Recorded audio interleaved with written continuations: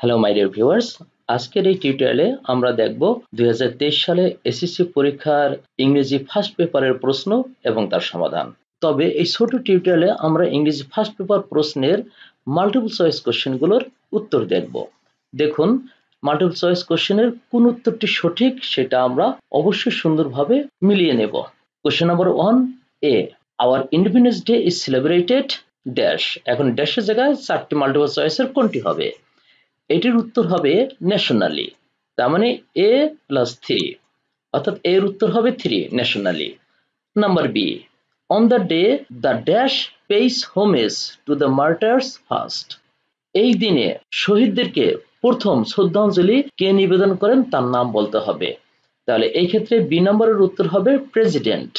তাহলে B plus 2 এটা হবে উত্তর, প্রেসিডেন্ট হবে উত্তর। সি নম্বরে দেখুন, the national Memorial located at Savar stands for.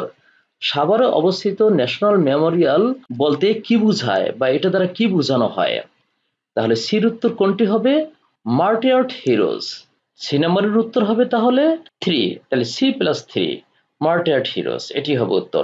আমরা সামনে এগিয়ে যাই। দেখুন, ডি নম্বরে রয়েছে, which of the following has the closest meaning of the word enthusiasm.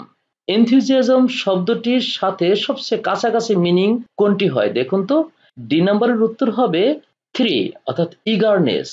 তাহলে ডি প্লাস 3, ডির উত্তর হবে ইগারনেস। ই নম্বরে কি হবে দেখুন তো, independence day is the day when dash independence was announced. Independence day হচ্ছে সেই দিন যেই দিন স্বাধীনতার ঘোষণা করা হয়েছিল। তাহলে ই নম্বরের উত্তর হবে 1। এবার এফ নম্বরে দেখুন, আমরা একটু সামনে এগিয়ে যাই। Which of the flowing best describes the similarity between শিল্পকলা একাডেমি অ্যান্ড বাংলা একাডেমি। অর্থাৎ শিল্পকলা একাডেমি এবং বাংলা একাডেমির মধ্যে সবচেয়ে সুন্দর মিল রয়েছে কোন দিক দিয়ে, অর্থাৎ নিচের কোন দিক থেকে? এখানে উত্তরটি হবে সোশিও কালচারাল অর্গানাইজেশন। এদিক দিয়ে এই দুটি প্রতিষ্ঠানের মিল রয়েছে। তাহলে এফ নম্বরের উত্তর হবে 2, অর্থাৎ সোশিও কালচারাল অর্গানাইজেশন। এবার জি নম্বরে কি হবে দেখুন, the word begin is similar to dash.